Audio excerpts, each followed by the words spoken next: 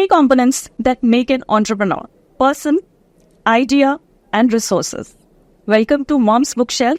I'm Shabina Zaidi, your podcast host. Mom's Bookshelf is a platform where we invite women of excellence. We invite mom authors, life coaches, and entrepreneurs. You must have guessed it right that today we have with us an entrepreneur who's actually grown from scratch. And we are going to dive in to learn from her the insights of being an entrepreneur. So we have with us Miss Nausheen Mukhtar. And I'm pretty sure if you are based in Dubai and you're listening to this podcast, you must have heard her name. So Miss Nausheen, welcome to Mom's Bookshelf. Thank you so much. How are you doing? I'm good. I'm great. Excited to be with you. Thank you. Thank you, Nausheen. So here today, we're going to discuss about your journey as an entrepreneur, as somebody who's actually grown from scratch. But I was looking at your journey because when I prepare for a podcast, I have to go into an in-depth research, right? And I've met you several times. But then when I was looking at your journey, you started as a teacher, as a freelance writer, and then you've grown to building several businesses. Let's say Burak Media, Writers Galore, Impact Events, Nausheen Mukhtar International. Oh my God, I'm sure I must be missing something in between.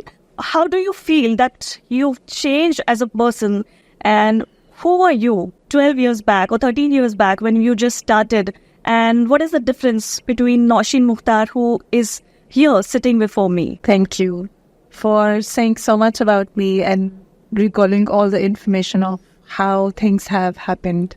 So I will start from the beginning and I'll try to fast forward. First thing first, I was a writer before I became a teacher.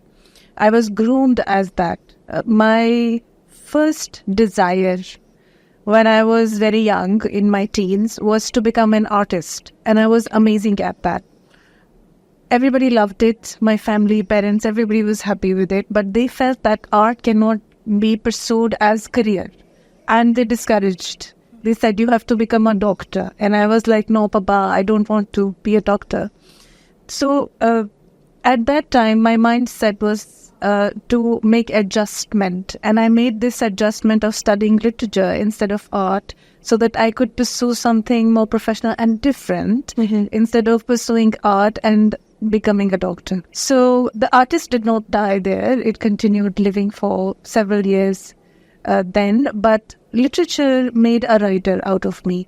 A very profound understanding of human nature and life as a whole came from my study of literature. Had I not studied literature, I would not have become who I am today. Honestly, so wonderful. A lot of people think that no, going for a professional skill-based degree and then having expertise maybe as a professional builds you.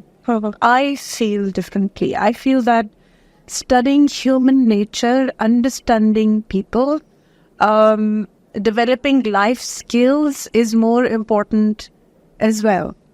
And whatever you've studied, it is now helping you. Yes. As an entrepreneur. It should not be something that should be ignored to prioritize only the skill development. It should go hand in hand. There has to be a balance. So once I finished my studies, the only option for me to build a career, although the career was not allowed to me at that time, but the option was to become a teacher. My father accepted that. He thought that it's very noble, and indeed it is very noble professionally. And then with the background in literature and the way I was excelling at it, I was like, okay, we can do that. So I became that, but before becoming a teacher, I was a writer. And I was a very good one, actually. You can talk to my teachers. Yeah, we can count on that. So I was a published poet before I became a teacher. I was a storyteller before I became a teacher. But during my career as that, I realized that I have much more talent. And I cannot continue doing the same thing every year. Like, as teachers, I know it's our duty to grow children, to inspire them into becoming more holistic beings. Yeah.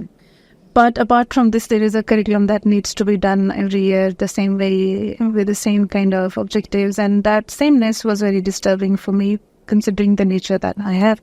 And that's when I decided that there is more to life. But it gives me a feeling that you gave 100% to whatever you did.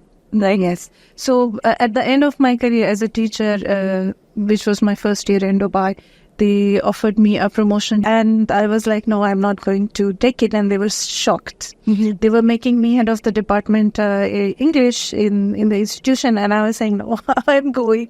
And they were like, why are you doing this? So the objective was to live my life to the fullest, to realize my own true potential and live to the maximum. Not just to do one thing over and over again and then feel that, okay, I've done my part. I just need money, so they're giving money, take it and go. That's not life. Were you always aware of the bigger purpose in life? I mean, how did you keep yourself motivated or consistent? Because if we are just starting out, everything seems to be vague. But you said no to such a great proposal. Right. So you must be aware of some kind of a trajectory that you're going to follow. So at that time I was married, and when I came home with this decision, my husband said, why are you doing this? Yeah, because that point in time, it feels like it is nonsensical, right? So it's a secure paycheck, and it's a promotion, and it's a very respectable thing that you're out of a department, but me's me. So I was like, this is not what I want to do. Yeah. So I shared with him the portfolio that I had built over the years, where I was exercising creativity through writing, and I was creating multiple kinds of content, which was ghostwriting books, writing for the web, poetry, my publications in different magazines, and now we have 2 magazines of our own. All of that. It was a lot, actually. And then he actually thought that he should encourage me to pursue and build on my talents, to pursue my passion and build on my talents instead of doing the rat race. So I was like, okay, sure. Then we came up with, because we were friends as well, so we built the idea for our first business, which was based on my writing skills. And that's how we established first an outsourcing company, and then a proper content agency with hierarchy and lots of investment of my savings going into that, which was called Writers Galore, first office in War, and then the next year in Dubai as Dynasty, and then we grew. Yeah, that was my very first mark. Not easy. I made a lot of mistakes, obviously, because I'm sure that's a learning experience. Yeah, and I feel this is such a great learning experience for all those women and also men, because when we start our career, we study something, we take up a particular stream. We think about that 10 years down the line, I'm going to do this. But you grew with something else, and now you're working as an entrepreneur, building multiple companies and businesses. So actually, it has all connected the dots. So it's a big lesson to all those women who look up to you. Thank you. I feel that every woman, and it's a very honest statement, I feel that every woman must give herself the chance to grow. Not just professionally, but also as a person. She needs to sit down with herself and in her self-talk realize what she wants to do with these beautiful years ahead of her. Does she want to do a single act? Or does she wish to play many, many roles? And trust me, everything is possible. To be self-aware. If she wishes to play a single role and excel at it, I'm sure she can do that. But if she wishes to wear many hats and she wants to juggle between those roles, trust me, this is also 100% possible, and she will do very well at that. I have seen hundreds of women do that. And with just giving your 100% to something that you're doing, you actually grow. Sometimes you don't realize, but it's that just take a plunge, just take that first step. And when you take that first step, everybody else around you, they kind of support you, and you just keep growing. So sometimes the support is not there, and that is the best part. So I think that is like a catapult which takes you back, but then come with a bang and with exuberance and with enormous amount of energy. Yes, and I think that it's a cliche that experience teaches you a lot. But when you are open to consider yourself as the center of your own world, and you are willing to explore your own strengths and grow them, and you are willing to let go of your fears and exercise 100% of your self-confidence, your faith, your belief in yourself, trust me, everything is going to go very well. And you will learn more from it. So, honestly, I have learned more through my original, very raw curiosity and my willingness to just do it and don't care about anything and don't even mind the consequences. That has made those 7 entities possible. If I had thought, okay, no, I should do only this much. If I go ahead, I'll lose money or I'll lose people, or I wouldn't have been where I am today. You're based in Dubai. And Dubai, if we look at Dubai, it is a melting pot of diverse nationalities, dynamic market, and it has a multicultural environment. So how easy or how difficult it is to be an entrepreneur, or say a female entrepreneur? Okay, it's easy if you are a very approachable and open person, like you, if you have absorbed a little bit of every culture. And when you meet someone new from a different identity, it excites you. Then it's easy. If you have boundaries, personal boundaries also, and they are too many, that makes it difficult for people to connect with you and to resonate with your ideas and, to find affinity. It's going to be difficult. I personally advise entrepreneurs to always stay open. Stay open to cultural diversity, to emotional diversity as well. Stay open to accept different personalities, because you are an entrepreneur. You have to meet hundreds and thousands of people, right? So keep your mind open and accept. And you have to accept that everybody has a right to be different. And if they are different, you should be able to make your adjustments accordingly and make them feel comfortable and happy with you, so that they are able to connect and you are able to use that connection. And I have seen this with your events. Because this is a place where when we come, everybody, I'm sure everybody must be feeling the same. Everybody, each person feels belonged, right? It's a compliment. So we have consciously worked on that. Like, I see entrepreneurs or business owners as leaders, and you must have heard me say this many a times, that everybody is a business leader. Why do I say that? We are trendsetters. And whatever practices we use in our day-to-day life, I say life because it's life, right? Business is also life. All those practices are examples, and they all indicate what we believe in. They also show the value system that we are practicing.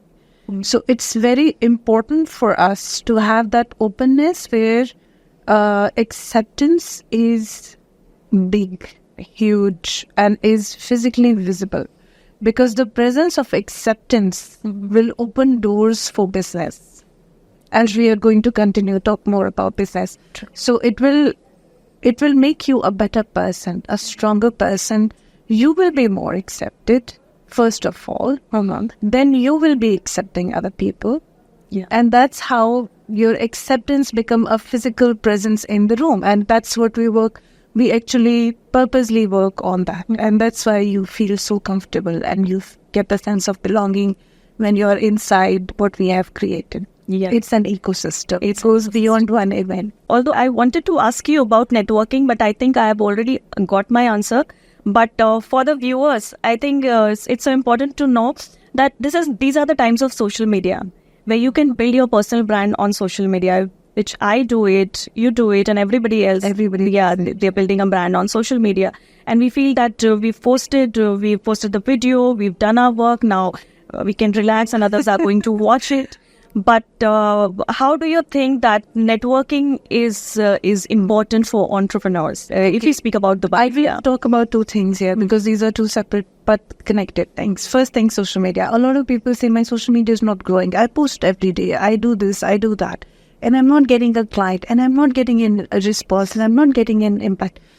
It's a complete process and a recipe. Like, your social media is your tool to connect with the world and to engage in conversations. So you should be initiating conversation, responding to the conversations, and then absorbing the conversations. So these 3 steps have to be there in multiple ways. So when you are initiating a conversation, you create your own content and you post it. Mm-hmm. The world responds to it. Once they respond, you respond back. If you're going to create a picture showing, this is my business, this is the price, buy it. Everybody does that, right? Mm-hmm. That's not branding. The emotional connect has to be there. People will say, okay, we understand that you're advertising your business, but there's so many other businesses like you, so why should we buy from you? So when you start the conversation in a more personalized manner, where your personal branding comes in, you're actually giving people multiple reasons to understand why you offer a solution that answers their questions or their problems. So therefore, they should buy from you. So your social media conversations, I can take 3 hours talking about it, have to have a certain diversity, a blend. They have to have the softness and the attraction to involve people inside them. And then from your side, it should be a dedicated, a very devoted effort where you are constantly responding and engaging with people. The companies and the businesses who do not do that are the ones that are facing trouble with the social media. It's important to network and engage with. And the network is the larger word. So when you're going shopping, you're networking. When you are inviting guests at your home, it's your social networking. When you're going to parties, you're networking. When you're inviting people as guests to your talk shows, you're networking. So networking is spread as a larger web everywhere. Yeah. People think that, okay, I will just go to a networking event and I will use my business card and I will educate people about what I do, and this is it. No. You go instead to an event, you talk to people, then you book a one-on-one meeting, you invite them to tea with you, then you build a relationship, and over the years that will grow. This is network. This is a learning experience for me. Thank you. When you started as an entrepreneur in Dubai, I'm sure you must have faced a few challenges because your journey is something which people can emulate and learn from. So if a female entrepreneur is venturing in a business, what are the challenges that she can face, and what is that she can focus to build a good brand or a business? Okay, now this is a larger conversation. Let me address it one by one. Let's go with personal challenge. When you're new to Dubai, you're new to Dubai. You do not know the society. You do not understand yourself also, because there is a climate change, there is a cultural change, there is a shift. Everybody around you is new. Even the food is new. See? Yeah. The fabric in your clothes could also be very different from what you've been wearing in Pakistan, or your own country. Coming back to my own experience. So the first thing, the culture shock, the personal and emotional, everything is too much. Step 1, you should deal with the personal stuff first. Familiarize yourself with the environment, let your body adjust to the climate, let your mind adjust to the social part, let yourself accept that the change has come. And how much time does that take? It varies from individual to individual. Maybe for some people who are smart, it's a few days. For some people who are like me, it takes time. Yeah, it is a cultural shock. Yeah. It takes time to seep in. Yeah. Second, your work. I know many people think that, okay, I have come to a new country, I will make a lot of business. It can be true in some ways, but it might not be 100% true, because when you come to a new place, nobody knows you, or some people know you. Some people you have made friends with online or through any other means, or through your visits when you were a tourist. They know you very little. Their willingness to do things for you might not be grand enough to oblige you in every way that you are expecting. So it is difficult to build credibility in initial days. Exactly. So it's very challenging to build credibility and to build a rapport with all the people who are around you, even the people who are your acquaintances, and you feel that they will help you. Your limited knowledge of the local culture, your limited knowledge of the way business is done and the business practices, your limited knowledge of how you respond to them can be a big hurdle. So give yourself time, observe, study what people are doing, how they greet, how they meet. Once their first meeting is done, what kind of language is used, what are the meanings associated with those terms that they are using, because that could also be very different than what you are expecting. I'm saying this because we have businesses that just through our business or incorporation services in Dubai, and then we take them on a journey after their registrations to understand how business is done here, what kind of language, what kind of etiquette, what kind of contractual clauses, and all those things. Like, it's a big process, quite detailed. But understanding this also matters. So, if you are starting your entrepreneurial venture in Dubai, you need to understand not just the people and the culture, but also the business practices, business language, business etiquette, and the way it is done. It's comprehensive. It's going to take time. It might take 2-3 months, maybe more than that. It depends on how keen you are in understanding and finding information and then using it to your advantage. And in this part, your social circle plays a significant role. If you are already with few acquaintances who are entrepreneurs and they are taking you out to different entrepreneurial events, it's going to be very beneficial. So as it is said that you are an average of 5 people around you. Exactly.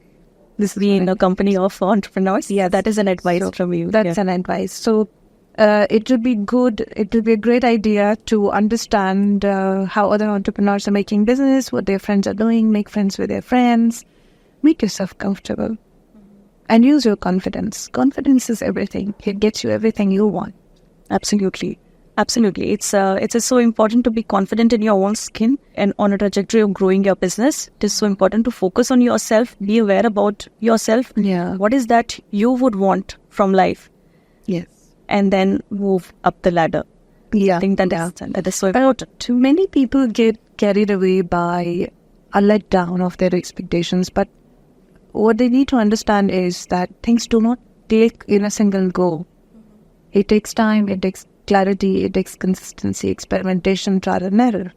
And then on the other side, business is not about emotions. Oh, okay. It's about a lot of courage and dexterity. It's about consistency. It's about how adventurous you are and how willing you are to accept other people's adventures as well. Because you're not the only one looking for adventures here, isn't it? It's an ecosystem. So for the new people, definitely there is a lot that they need to absorb and learn before they feel that they are going towards success. It should not be discouraging. It should be fun. It's like you're collecting your tools with which you are going to re-engineer everything you have already done to make your adjustment in a new environment. Absolutely. And you have a training company or something where you train people? Not really.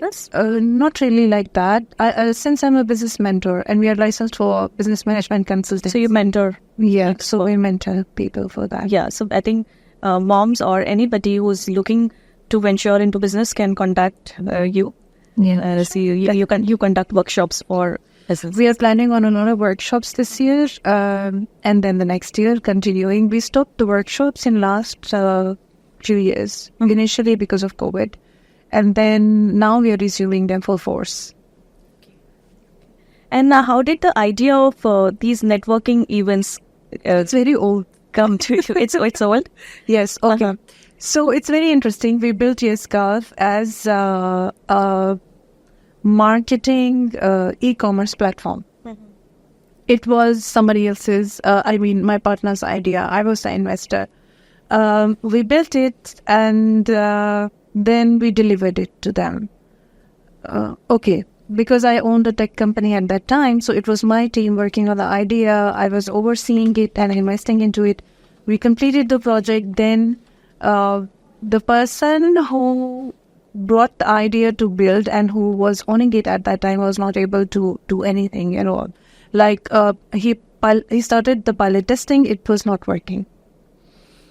So I came up with something different. I said, okay, if it is not working this way, and your digital advertisements and this e-commerce platform is not working, let's build it, let's transform it into a community. Okay. So we built a social system inside the website, and then that's how the networking started, 2015. When we closed it, we were like some 25,000 people. Okay. And even now, in some of the events, some people meet us and they say, oh yes, we were a part of YesGulf, and that's where we met. We were new to Dubai. You helped us understand Dubai. And that was my first social platform where I discovered this, and I feel so glad. It really worked. We closed it right at the time of COVID, when everybody shut down everything, because it was based on a lot of socializing and networking. And at that time, everything was shut. Yeah. There was no reason for me to continue with the same model, so we closed it. But it was very successful. Yes, absolutely. And I think networking is such a great platform to interact and intermingle with like-minded people, because it's not that everybody wants to be on stage. Some people want to sit in the background and have a chit-chat and, explore something. So I have a confession. So before we built YesGulf, I used to carry a lot of cliches with me. Like, Dubai is artificial and the people are here only to make money. And it was after we started all those wonderful social events, we realized this is all wrong. So people, when they come from outside and they try to build their own world without socializing, they stay with very negative wrong. They might stay with many harmful wrong ideas, which could very easily be cured and corrected and set right through social and professional networking. And honestly, a lot of things get corrected. Yeah. Because you meet with very diverse people. You even meet with people who bring in a lot of value to the table because they have had more experiences and they've been more open to accept other people's experiences. So that is one thing networking can really help. And let me tell you, on this platform itself, the idea of my podcast, it's initiated with one of your events. Oh, I'm honored. Because I was in touch with somebody and we talked about the podcast, starting the podcast, and we gave it a thought and we said, okay, let's do it. So things happen that way. People connect and, Yes. A lot of ideas float into the room. You look at it like this, that everybody is standing there with an expectation. And perhaps they're looking for someone who can endorse that. Yeah. And share some of it. And I feel that with sharing, things grow. True. So when people come in closer contact, they share their ideas. The ideas can materialize into something beautiful.